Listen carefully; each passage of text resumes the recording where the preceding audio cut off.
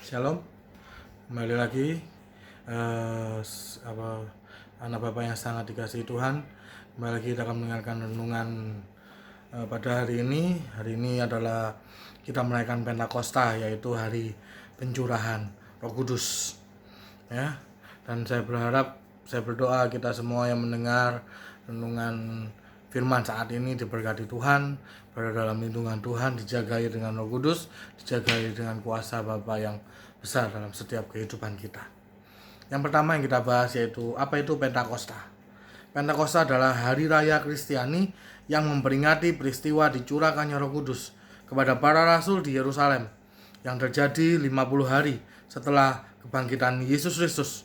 Pada hari Pentakosta, Roh Kudus dicurahkan sesuai dengan yang dijanjikan Yesus sesudah kenaikannya ke surga. Yang kedua yang seringkali menjadi pertanyaan, tetapi kan Roh Kudus diberikan kepada para rasul dan para murid, bukan untuk kita. Kita buka di dalam Kisah Para Rasul 2 ayat yang pertama. Kisah Para Rasul 2 ayat yang pertama. Perikopnya adalah Pentakosta.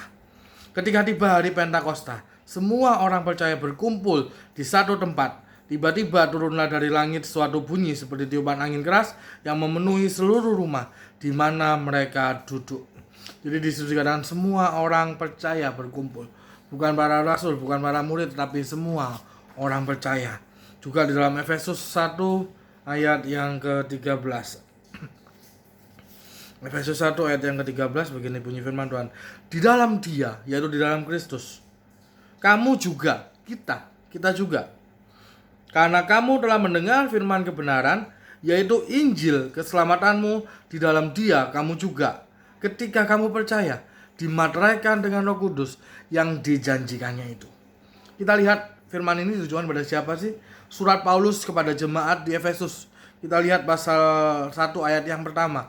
Perikopnya adalah salam dari Paulus, Rasul Kristus Yesus, oleh kehendak Bapa kepada orang-orang kudus di Efesus, orang-orang percaya dalam Kristus Yesus. Jadi surat ini tujuan pada orang-orang percaya di dalam Kristus Yesus, yaitu engkau dan saya, kita semuanya. Kita yang sudah percaya di dalam Kristus Yesus. Maka di situ dikatakan di dalam Dia, di dalam Kristus kita juga. Ketika kita percaya, dimateraikan dengan Roh Kudus yang dijanjikannya itu. Jadi Roh Kudus sudah ada di dalammu dan sudah ada di dalamku. Karena itu sudah dijanjikan. Bahkan di situ ada dimateraikan.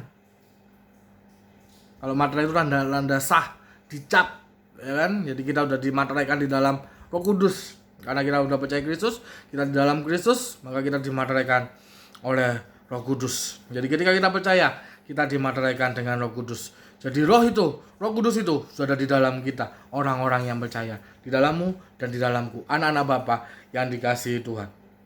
Kemudian yang ketiga, siapa sih Roh Kudus ini? Kita buka dalam Yohanes 14 ayat yang ke-16. Yohanes 14 ayat yang ke-16. Begini bunyi firman Tuhan.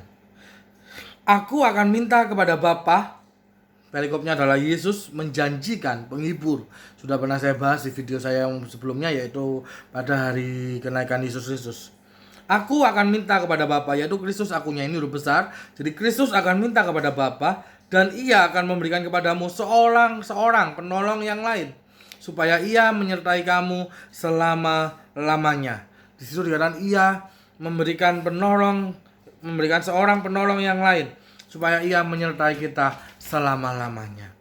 Jadi ketika Yesus naik ke surga, Dia menjanjikan seorang penolong yang lain.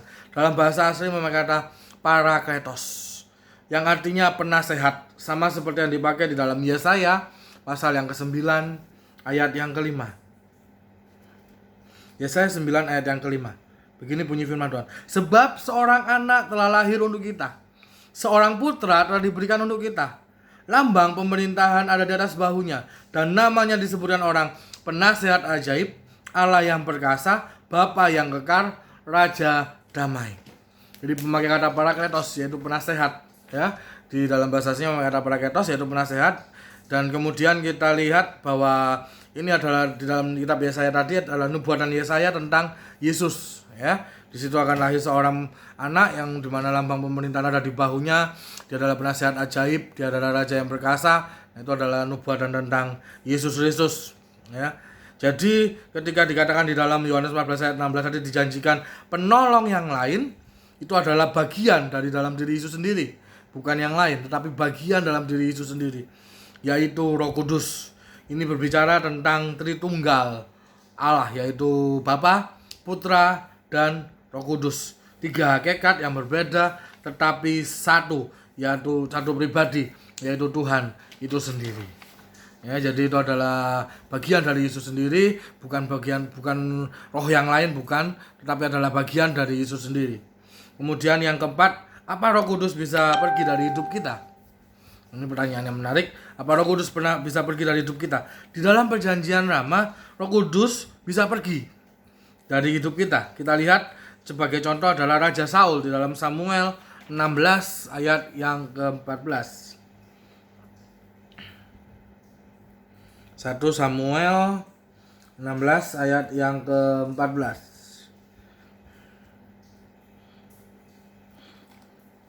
1 Samuel 16 ayat yang ke-14, perikopnya adalah Daud di istana Saul. Tetapi roh Tuhan telah mundur daripada Saul, dan sekarang ia diganggu oleh roh jahat yang daripada Tuhan. Jadi di situ roh itu undur daripada Saul. Roh Kudus undur daripada Daud. Dia pergi daripada Saul.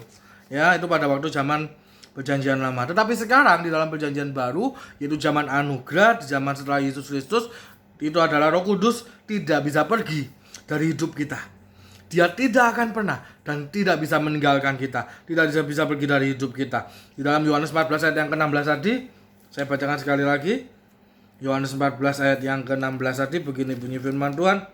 Aku akan minta kepada Bapa dan ia akan memberikan kepadamu seorang penolong yang lain, supaya ia menyertai kamu selama-lamanya. Dia menyertai kita selama-lamanya. Dia tidak bisa pergi meninggalkan kita.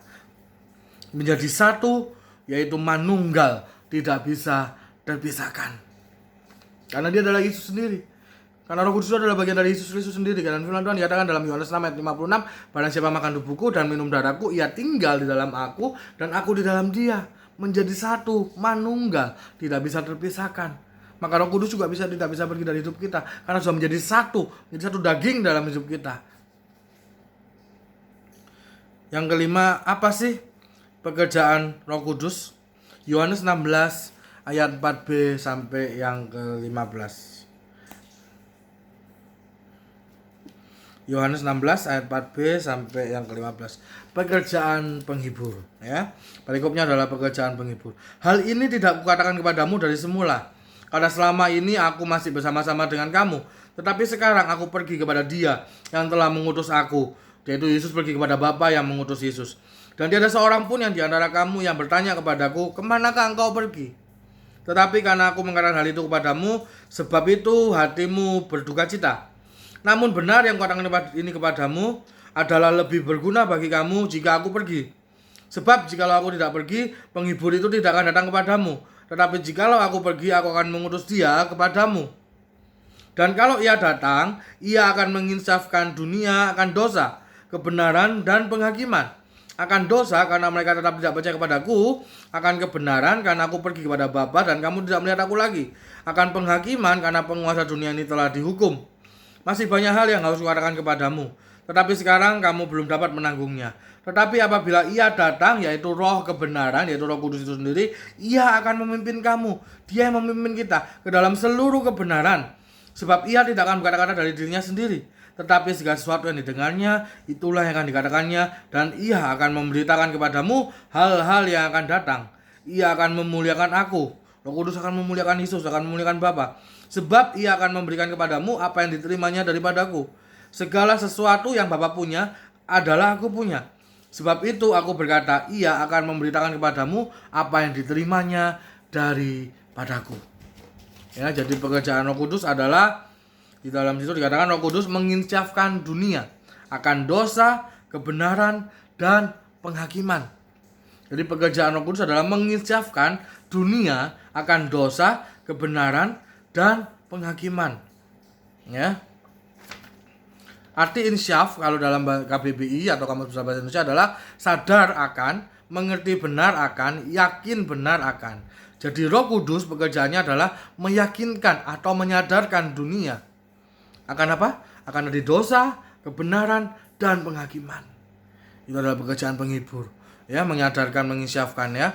Akan dosa, di ayat yang ke-9 dikatakan akan dosa karena mereka tetap tidak percaya kepadaku. Dalam pengertian akan dosa, tidak percaya kepada Kristus. Ya, artinya bahwa masih banyak orang yang tidak percaya bahwa Yesus sudah menanggung semua dosa dunia di atas kayu salib. Selesai. Dia berkata, tetelestai, sudah selesai. Mereka masih belum mau percaya bahwa Yesus sudah menanggung semua dosa. Mereka masih mau berusaha dengan kebenaran sendiri, dengan usaha sendiri, dengan perbuatan baik mereka sendiri. Seperti yang tertulis di dalam Galatia 5 ayat yang keempat. Galatia 5 ayat yang keempat, begini bunyi firman Tuhan. Kamu lepas dari Kristus jikalau kamu mengharapkan kebenaran oleh hukum Taurat. Kamu hidup di luar kasih karunia. Tapi dalam bahasa King James, bahasa Inggris tidak memakai kata kamu lepas dari Kristus. Kalau lepas itu seolah-olah kita bisa lepas, ya. Seperti ini, kita lepas, terlepas, ya. Terlepas tutupnya dari botolnya, bisa lepas, tapi enggak. Bukan itu yang dimaksud. Dalam versi King James bunyinya demikian. Christ is become of no effect unto you. Whosoever of you are justified by the law, all of you are fallen from grace. Artinya adalah Kristus gak ada efeknya, Kristus gak ada fungsinya. Jadi tadi, banyak orang yang belum percaya bahwa Kristus sudah tanggung dosa. Mereka masih mau berusaha dengan kebenaran, mereka masih mau berusaha dengan perbuatan baik mereka sendiri. Mereka bilang bahwa aku bisa diselamatkan dengan perbuatan baikku, dengan aku melakukan hukum Taurat, aku bisa diselamatkan. Padahal semua sudah ditanggung Yesus. Semuanya oleh kasih karunia. Maka di dalam Efesus 2 ayat 8 dan 9 dikatakan, ditegaskan, itu semua bukan hasil usahamu, tetapi itu semua adalah anugerah kasih karunia Allah. Bahkan ditegaskan lagi ayat yang ke-9, itu semua bukan hasil usahamu. Kemudian yang kedua, Roh Kudus menginsyafkan dunia akan kebenaran. Karena apa? Karena Yesus pergi kepada Bapa. Yang saya bacakan di dalam Yohanes tadi, ketika pekerjaan Roh Kudus, di situ dikatakan akan kebenaran. Yohanes 16 ayat yang ke-10. Akan kebenaran. Karena aku pergi kepada Bapa. Kristus pergi kepada Bapa dan kamu tidak melihat aku lagi. Karena Kristus pergi kepada Bapa. Ini kebenarannya. Pada waktu hari kenaikan Tuhan Yesus, dia naik ke surga. Ascension Day of Jesus Christ, dia naik ke surga. Dia menyediakan tempat bagi kita. Bukan hanya menyediakan tempat, dia menjadi tempat bagi kita. Maka dia harus naik ke surga supaya dia menjadi tempat bagi kita, supaya di mana dia berada, di situ pun kita berada. Yohanes 14 ayat yang ketiga. Yohanes 14 ayat yang ketiga, perikopnya adalah rumah Bapa. Dan apabila Kristus telah pergi ke situ dan telah menyediakan tempat bagimu, Kristus akan datang kembali dan membawa kamu ke tempat Kristus, supaya di tempat di mana Kristus berada, kamu pun berada. Supaya Yesus berkata, supaya tempat di mana aku berada, kamu pun berada. Kenapa? Kita sudah menjadi satu dengan Kristus, maka dia harus naik ke surga. Dia menjadi tempat buat kita. Bukan dia menyediakan tempat, dia memberikan kita tempat seperti kafling, bukan. Tapi dialah tempat bagi kita sendiri. Itulah kebenarannya. Dan yang ketiga, Roh Kudus menginsyafkan dunia akan penghakiman. Saya bacakan lagi di dalam Yohanes 16. Roh Kudus menginsyafkan akan penghakiman, ayat yang 11. Yohanes 16 ayat yang ke-11. Akan penghakiman, karena penguasa dunia ini telah dihukum. Penguasa dunia ini telah dihukum. Iblis yang sudah dihukum. Maka kita tidak akan dihukum lagi, karena Yesus sudah tanggung hukuman itu di atas kayu salib. Sebab upah dosa adalah maut. Dan Yesus tanggung maut itu. Bukan hanya Yesus tanggung, dia kalahkan maut itu. Pada hari yang ketiga, Yesus bangkit. Jadi maut sudah dikalahkan. Itulah akan penghakiman, menginsyafkan dunia akan penghakiman. Bahwa yang dihukum penguasa dunia bukan kita. Kita anak-anak diciptakan bukan untuk dihukum. Bapa sangat mengasihi kita. Kita diciptakan bukan untuk dihukum. Dan kita lihat di dalam Roma 8 ayat yang pertama. Roma 8 ayat yang ke-1. Hidup oleh roh, perikopnya.